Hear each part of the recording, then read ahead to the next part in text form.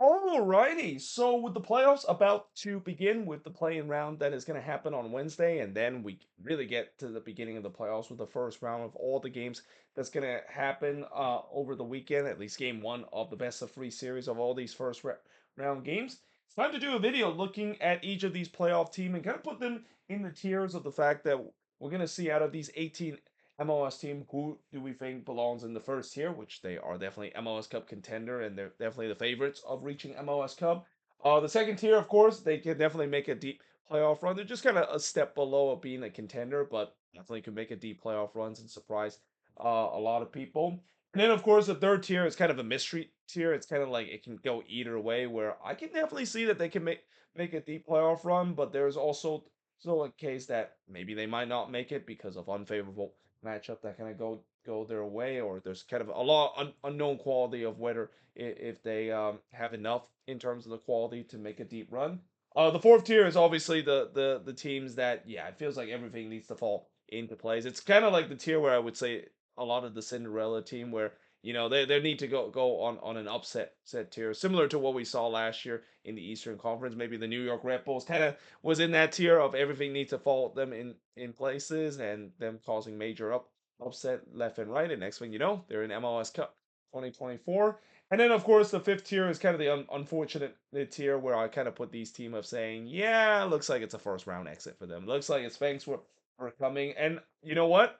I wouldn't be surprised that if I put some of these teams there, that they somehow end up making a deep playoff run and maybe even make it to MLS Cup, because that's just how it is. The playoffs is a very unpredictable animal, and that from what we saw last season, chaos is definitely the name of the game, and don't be surprised if it might be the name of the game again heading into this playoffs. Now let's begin with we're gonna actually go randomly. I'm not gonna go alphabetical order or go with the where the standings is, but I'm gonna actually start with the team at the top of the West and the expansion team San Diego.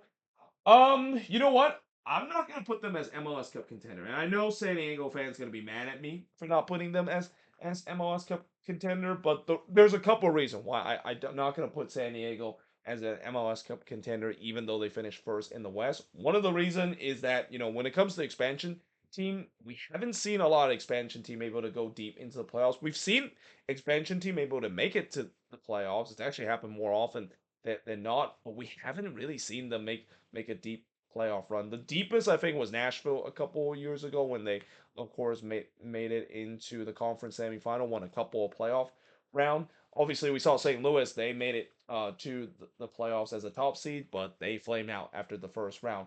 And I'm not saying that that might be the same case with San Diego, but again, the playoffs is a different animal than what we saw in the regular season. And the thing I will say about San Diego and my biggest concern about them heading into the playoffs, the home form. The home form has not been great this year. I'm also maybe kind of a little concerned about the attack, but I think these last two games it feels like the attack has woken up at the right time for them to maybe kind of go on a bit of a run. The home form has been an issue this season, and with the way that they're going to have home field advantage for the rest of the playoffs. They're definitely a much better team this season on the road than they're at home, which is kind of a weird thing to say because when you look at the style that Mikey Rivera's side, you would have expected that works much better at home compared to them on the road with all the possession that they have. So yeah, it can definitely go either way. They can definitely make history of becoming the first expansion team to win MLS Cup since the Chicago Fire did all the way back in 1998. But again, history have always said that expansion team don't usually go deep, even with some expansion team that do very well. I mean, we saw LAFC, another expansion team that did very well. Atlanta also another good team that did very well in their expansion season. Both of them flamed out after the first round. Then we look at NYCFC. It's the same thing. It can definitely go either way as well. Especially, it's a young team as well. It's kind of similar to last season where there's going to be maybe some inconsistency, but also just the fact that I do believe that NYCFC can definitely make a deep run, especially when you look at how they played this season. When they do face against tough opponent, they actually have done much better than when they face against weaker opponent, especially when they're playing at home. On the road, though, I do maybe still have some concern, and again, the road road form is going to have to improve, especially their first round matchup. I mean, again, Charlotte. I don't know if you could say that that's a favorable matchup for them. Keep in mind that that was the matchup show where earlier this season NYCFC actually ended Charlotte winning streak earlier this season at home. So they know how to beat Charlotte before and has kind of show up in big games. So I think that could kind of work in their favor. But then after that, I mean, when you look at even some of the big boys in the Eastern Conference, again, I've mentioned so many times the East is an absolute bloodbath. I'm not going to mention it too much because it's just going to be me redundant. But do I consider them maybe as among the elites of the East, which there are definitely a lot of teams that are considered the elite of the East? I don't know. I would say that if they do show that they can beat against big opponent like they did in the regular season, then yes, I think they could be up there. But I just think the quality might not be compared to some of the more elite team in the Eastern Conference. Then we look at Nashville, and speaking of those elite team, Nashville is definitely one of them. And I think they're definitely an MLS Cup contender, despite the fact that I know they didn't finish well this season. They finished as the sixth seed. And also, I'm gonna also do the same thing when I talk about Miami, where there is gonna be an issue with the way that because Nashville and Miami play against each other, these two teams are literally MLS Cup contender. Like when you look at both of these teams, they definitely have the quality to make an MLS Cup run. One of these teams are not going to do it because of the way that they match up in the first round. And in some way, it's kind of a blessing, but also a curse. It's a blessing because we see such a great first round matchup, but it's kind of a curse because man, I wish this was a matchup we see in the later round instead of in the first round as well. So yeah, they definitely have the pieces to do so. They can definitely go toe to toe with Miami. They showed it in the decision day game where they went toe to toe with Miami in the first half. They were by far better than Miami in the first half, and I think BJ Callahan will definitely learn his lesson from what we saw in the second half, especially with the way that I'm pretty sure we're not going to see another game where both Surridge and Mukhtar is going to miss so many of those chances that they had against Miami. But again, I think the tables are probably going to be stacked against them again. I mean, anytime when you face against Miami, you're always going to be the underdog, but they have shown before they have that underdog mentality to overcome. I mean, after all, they did win the Open Cup, and one of the team they were able to beat in the Open Cup was the Philadelphia Union, who eventually won the Supporter Shield. Then we look at the Portland Timbers. Yeah, they're right here. I might as well just put Orlando in this spot because both of these teams are kind of in the same situation where I think it's thanks for coming in the playoffs. Both of these teams don't really have any momentum whatsoever heading into the playoffs, and won't be surprised that these are the two teams that maybe is going to be eliminated in the playing round. Again, as I mentioned in my preview, I feel like the playing round this year is a little bit more predictable than before. Before usually playing rounds are kind of a little unpredictable between an 8 versus 9 seed, but because of the way you look at these playing game and with one team that seems like are in pretty good form and are way better than the other team that are just kind of completely in a free fall as both of these teams are to finish the season. Yeah, it feels like maybe it could be a little bit more one-sided, and that these two teams are kind of the two teams that I think are probably not gonna win their playing round, and it's gonna be thanks for playing, thanks for coming into the playoffs. Or in the case, thanks for coming and playing the playing round. It's just gonna be not only a one and done, but you don't even make it into the first round of the playoffs. Then we look at LAFC. Yeah, LAFC is an MLS Cup contender. I mean, honestly, from what you've seen these last month or so of how good they have been, they've only lost once ever since Sung and Bawanga paired up, and that one loss was the game when they didn't have both Sung and Bawanga. So technically, when they have Sung and Bawanga, they have not lost a single game so far this season. I mean, this is a really scary team, and I've mentioned before how this is definitely bad news for the rest of the Western Conference that LAFC is once again lowering over us as they have been for the past couple of years. And if Song and Bawanga continue that incredible run that they had in the end of the season, how are you going to stop that? Like there's really no way you can slow that down with the way that they've just been an incredible run of form, and especially with the way that this is also Steve Cherundolo final year. I mean, I know that he has had a lot of success with the team winning a couple of trophy, but deep down he knows that he wants to go out at least on a high, and one way to do it is win MLS Cup for LAFC. Then looking at Cincinnati, for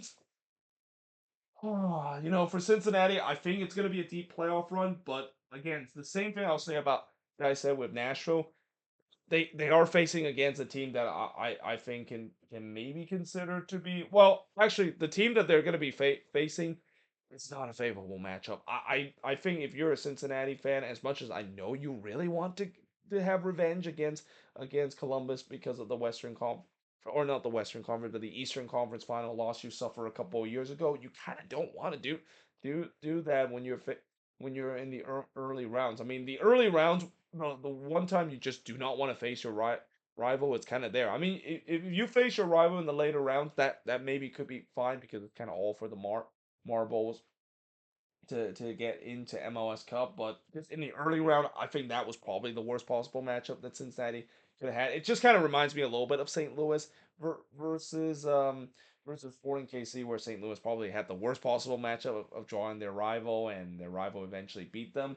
And the other thing I would say about Cincinnati is that they've been playing with a lot of fire when it comes to these one goal games. Like pretty much all these Cincinnati games have been close whatsoever. And I know for the most part that's kind of the Pat Nolan special, but it gets to a point where there's been times where despite all the talent that they have, they just haven't really in- really exceed the expectation that they should be. I mean, on paper, when you look at all the talent that they have, this team should be playing much better and look more dominant than some of the games that they play. But again, maybe that's just the Pat Nolan special, and that again they will need to exercise some demons of beating Columbus in the playoffs, and we'll see whether they can do so. If they can do so, I will say that this team will definitely get themselves a deep playoff run. But then again, another thing that I do kind of question Cincinnati is the fact that we've seen in some big games this season, they haven't really been able to get over the hump, especially at home. This is another team that has not done as well at home that they should be. They're much better on the road, but unfortunately, because you're gonna have home field advantage for a while, yeah, we'll see how Cincinnati will do. Then we look at Chicago. You know what? For Chicago, I'm gonna put them right here where yes, everything needs to fall into places. I mean, with how good the attack Chicago it is, there is definitely that concern of the defense. The defense has not been great, and then obviously there's the other concern of the fact that they haven't really beat anyone. Though I think that narrative maybe is a little bit overblown considering they actually have beaten some good team down the stretch. I mean, Miami, Minnesota, so are definitely two good wins that they have, and especially this team is definitely a good road team, and with them being on the road for a lot, this might favor Greg Berhalter's side. But I also think that for the Chicago Fire, if I had a category where I put money or a team playing with house money, Chicago is definitely that team. They're definitely playing house money. Whatever happens from now on, even if they get knocked out in the playing round, I think this is a successful year for the Chicago Fire. The fact that they finally break the curse and finally they made it back to this for the first time in almost a decade, that's got to be considered a success. And the fact that we see this team not have their kind of own narrative being fallen, like we've seen in the year past, that has to be considered to be a success. And I really think Greg Berhalter has built a really good culture and kind of built a new identity of this team that is nothing compared to what we've seen with previous Fire teams. So I think they're playing house bunny, but I still think that they're definitely going to be in the category of everything still need to fall into places. They somehow make a miraculous deep playoff run. Then we look at Dallas. I'm going to put Dallas a little higher than what people say. I know some people will say that Dallas maybe should be in this category as well, but I've been very impressed of how Dallas has been playing down the stretch. I mean, I thought that game against the Galaxy, I thought that was kind of the game that kind of undo all the good things that they had. But then against Vancouver, even with a short-handed side, they were able to overcome that adversity and able to beat Vancouver. Now, one thing I will say about Dallas, and the one thing I am a little concerned of putting them a little too high, is the fact that I also wouldn't be surprised it might be a first round exit because they're playing against that same team that they beat them on decision day, and that same team that they beat is not going to be very happy.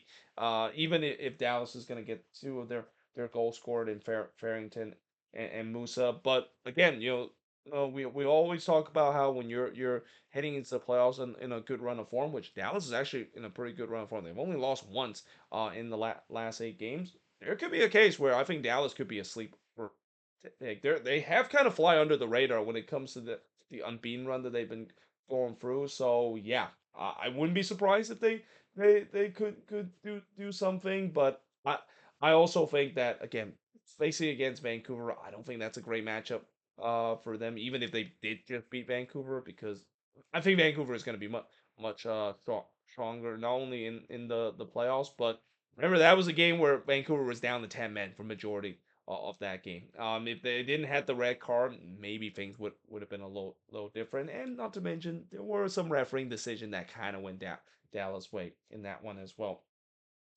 Now looking at RSL, yeah, RSL I'm gonna put them right here where once again it feels like everything needs to fall to places, and once again, if this team does make it get back to the Western Conference Final like they did in 2021, I'm just gonna say, well, it looks like deja vu all over again. Look like lightning has struck twice of them somehow sneak into the playoffs and made a miraculous run all the way to the Western Conference Final. Other than that, when you look at this team, I mean, there's just too many holes on this teams that could make a deep run. They don't really have a lot of quality compared to some of the better team in the Western Conference. But hey, they can always prove me wrong, and that maybe they'll have enough to really challenge some of the better team and maybe pull a bit of an upset. I mean, it would be kind of crazy to see the fact that RSL can do what they did in 2021 all over again, sneak into the playoffs, somehow get themselves all the way to the Western Conference Final, because that's how momentum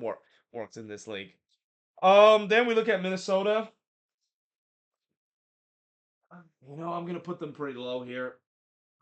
I'm gonna have to be brutally honest. I really want to put them up here, but when you look at this team and the flaws that they have, and the fact that this team is not in a good form to head into the playoffs, and the fact that they have to face against Seattle, which is like their ultimate boogeyman, yeah, I feel like it's another first round exit for this team. It looks like it's going to be an early playoff exit, and it's so disappointing too, because this has been and been a very good season. It's been a very fun season to watch this team. But again, the flaw of this team, the flaw of the system that Eric Ramsey run being that counter attacking style play, which maybe it could still work out against Seattle. Seattle does kind of sometimes likes to have more of the possession. Maybe Minnesota can hit on the counter attack and maybe look for set pieces, which is kind of the reason why they're at the spot that they're currently is.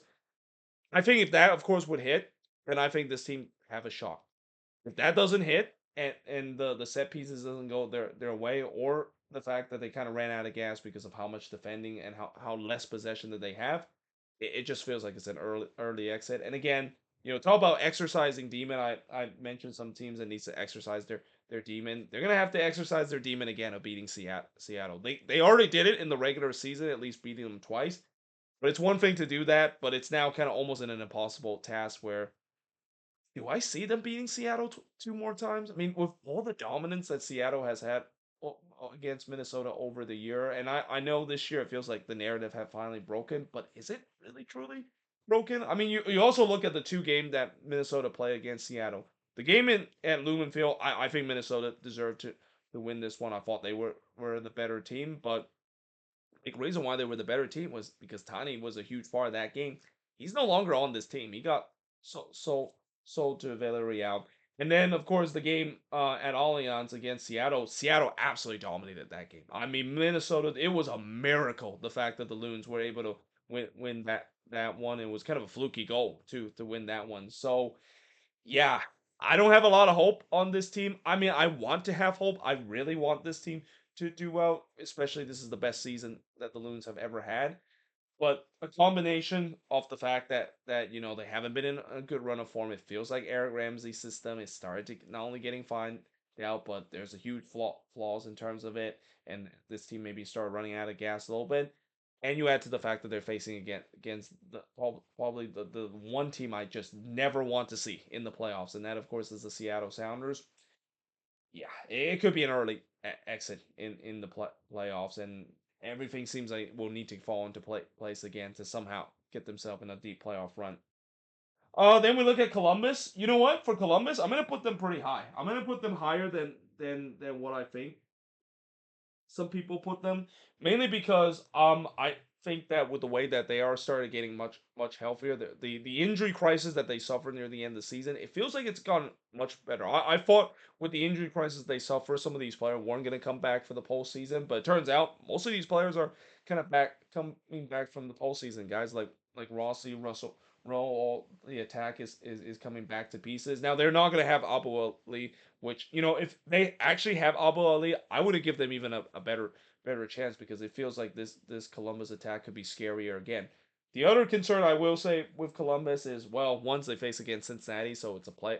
Whenever it's a rivalry game like that, it can definitely go either way. But I do still have concern about their defense, even with the return of Zwatsky. Their defense is still not good and has been shaky down the stretch as well. But again, I do believe in Wolver Nazi, and I think that again against Cincinnati, you know how I say Cincinnati drawing against Columbus probably might be the worst possible matchup. I think it's kind of the opposite for Columbus. I feel like if you're a Columbus fan, you would be happy to take Cincinnati because you know you can beat that team and you know you can do it in the playoffs as well and able to beat them in big games like that, especially with how they've been playing the second half of the season. This is kind of a way where, hey, yes, we haven't been in the best run of form, but we're playing Cincinnati. And in like I said, in a rivalry game, anything can happen. It feels like they would have had a much better chance, Columbus playing Cincinnati than let's say playing even a tougher team like Miami or Philadelphia in terms of the first round of the playoffs. Now moving on. Speaking of the Philadelphia Union, so I think the Union can definitely make a deep playoff run. Again, this team definitely has the pieces to do so. Now, one thing I will say that I am concerned about the Philadelphia Union. The last time they won the Supporters Shield, they lost in the first round. They got upset in the first round, and with the way that you look at the East, I mean, if they are going to be playing against Chicago, I don't think that's a favorable matchup because of the way that Chicago can uh definitely put up some goal scoring. And this Union side, when it comes to the goal scoring, it has got there has been some goal scoring at times. But I also think that throughout the season, people don't know, as great as the season has had, the Union has had their sometimes have some games where they have struggled on the attacking end. I mean, we also know that this defense is really good, but the attack is still a big question mark at times, even with some of the weapons that they have on the attacking end. So yeah, I do think that as great as the season is, and winning the Supporter Shield, and the Supporter Shield always brings that curse as well. I mean, I don't know if we're gonna see back to back year of seeing a Supporter Shield winner knocked down in the first round. That would be quite funny and crazy to see back to back year that we see a Supporter Shield winner get knocked out in the first round. But maybe it could be a possibility if they do face against Chicago. If they face against Orlando, I think that would definitely be a more favorable matchup. But again, this is a team that I think even though they won the Supporter Shield, and even though when you look at the core that they have, it's completely different from previous team. It feels like now the window not only is open again, but it has prolonged it because of the core that they have.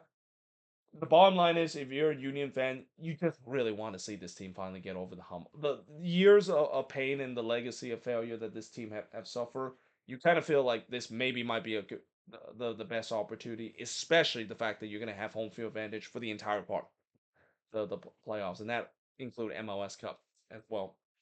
Then you look at the Seattle Sounders. I'm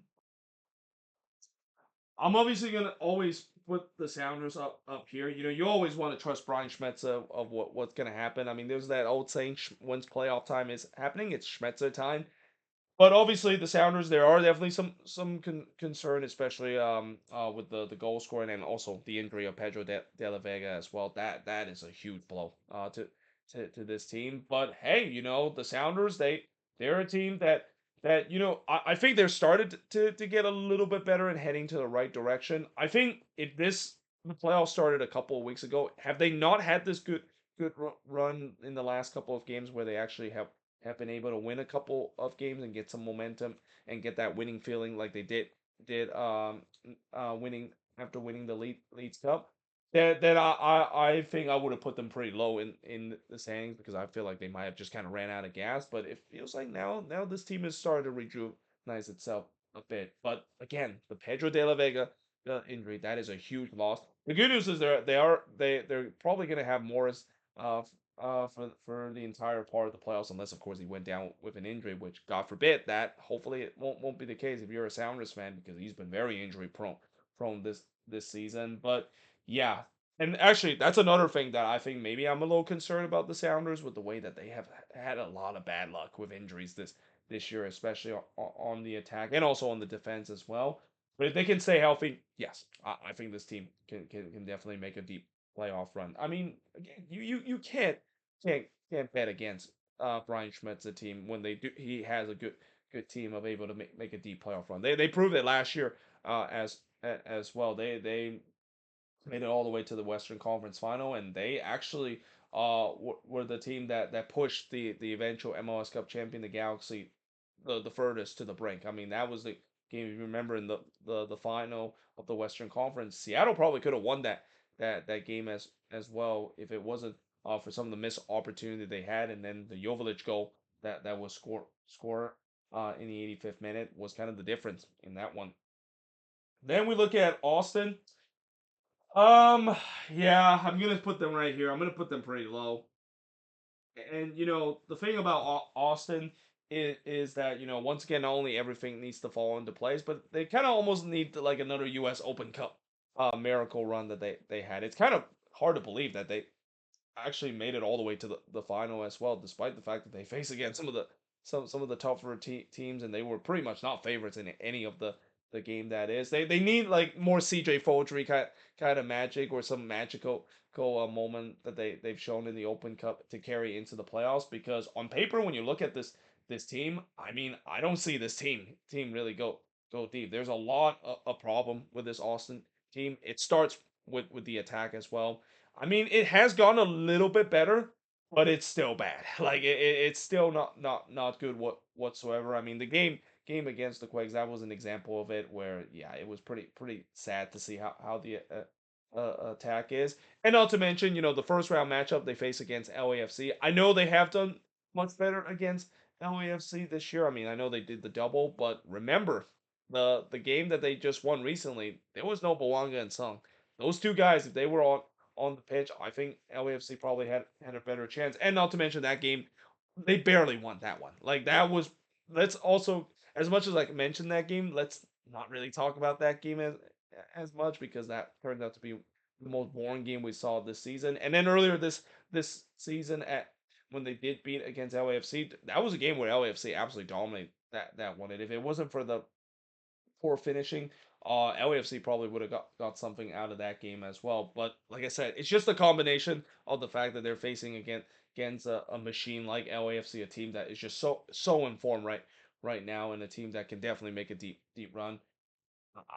I think Austin will need to not only have everything that needs to fall into places, but they need some Open Cup magic that they have that kind of make them all the way to the final to have any chance in terms of knocking the giant that is LAFC.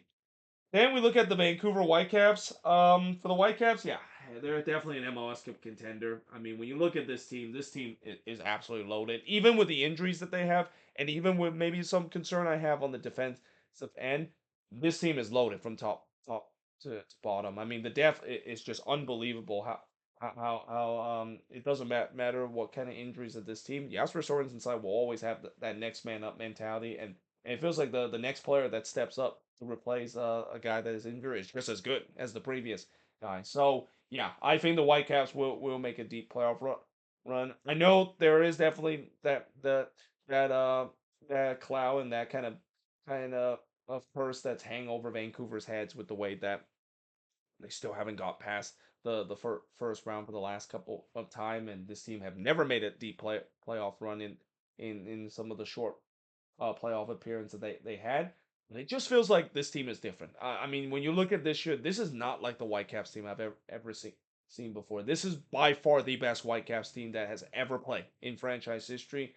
And you just kind of had a sense sense that this is a team that will have a good opportunity to go deep, and especially if we're going to see LAFC in Vancouver in the Western Conference Final.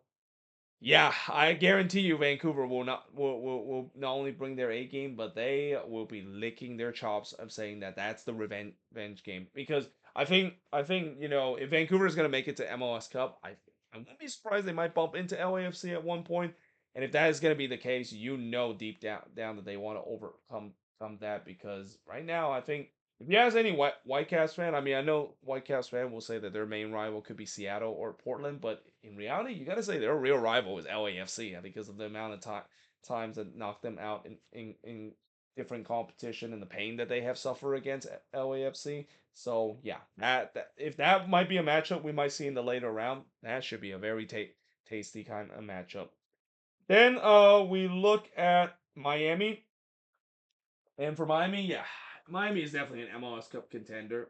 By the way, I think I'm missing one team. 1, 2, 3, 4, 5, 6, 7, 8, 9, 10, 11, 12, 13, 14, 15, 16. Wait, hold on. 1, 2, 3, 4, 5, 7, 8, 9, 10, 11, 12, 13, 14, 15, 16, 17. Yeah, I'm actually missing a team. I actually let me just double check here, because I'm definitely missing a team. Actually, let's talk about Miami first before I look on this list. But yeah, for Miami, obviously they're an MLS Cup contender. I don't really need to talk too much about Miami because of the way that it's MLS Cup or bust for this team. It's pretty clear that if they don't win the MLS Cup, it's an absolute bust. It doesn't matter what happens in terms of this year, and especially with I feel like this year the pressure amps up even more with the way that they have failed to win a trophy yet, and have been knocked out in multiple competition that they could have won a trophy. The pressure really amps up that if they do not win MLS Cup this year, it just feels like with even with the trophies that they win, it's still kind of considered a failure, especially when you have the GOAT himself and the way that you also want to maybe win a trophy to get some of these Barcelona legends like Busquets, like Elba, and even Suarez that's going to be no longer on this team by next season. So yeah, let me take a look. I am missing a team that is. Oh, you know what? I know which team I'm missing. I'm missing Charlotte. I'm looking here and I don't see Charlotte on there. See, this is the problem of me doing it randomly. I might sometime miss a team. So for Charlotte, I'm gonna put them right here where it can definitely go either way. It just feels like, when you look at how Charlotte has played lately. I mean, I don't want to say they peaked too soon in that 9 game winning streak, but ever since that 9 game winning streak is over, they definitely came back down to earth. They're not as good as they have been doing that 9 game winning streak. I mean, their defense is still relatively good, and the fact that their goalkeeper Kalina seems like he's back into his MLS goalkeeper of the year form. The issue I will say about Charlotte is definitely going to be on the attacking end. I mean, Wilfred Zaha, of course, will be a huge difference maker, but you also want to make sure that he needs to keep his composure and keep his cool. And we kind of saw it on decision day. Yeah, that is something that Charlotte fans hope that they will not see that happen again, because Zaha kind of lost his cool and lost his composure, and now he's going to be missing in that first game against NYCFC. But also, it's just the fact that do they have enough attacking weapon? I mean, Chokomati obviously is a huge weapon for this team, but then after that it's Zaha and then question mark, and maybe Carvey being Vargas. Yeah, I think it can definitely go either way for Dean Smith's side. I can definitely see this team go deep, because the old saying, defense wins championship. This team has a pretty good defense. They can go deep in the playoffs, but the problem is when they do face against some of the elite teams like Nashville, like Miami, or even Cincinnati, as well, or even NYCFC. NYCFC, as I mentioned, they've already beat Charlotte once this season. It'll be very interesting to see how Dean Smith's side is going to look this playoffs. But there you have it. That is pretty much it. Putting on all 18 of these teams on this kind of tier list of where I think they are heading into the playoffs. Let me know in the comments below, what do you think of this list, and did I put some team maybe a little too high on the tier of me consider them to be favorites, or did I put some team a little bit too low? Either way, hope you guys enjoyed this video. If you do, make sure you guys leave a like, smash the subscribe button, and yeah, I of course will see you guys next time.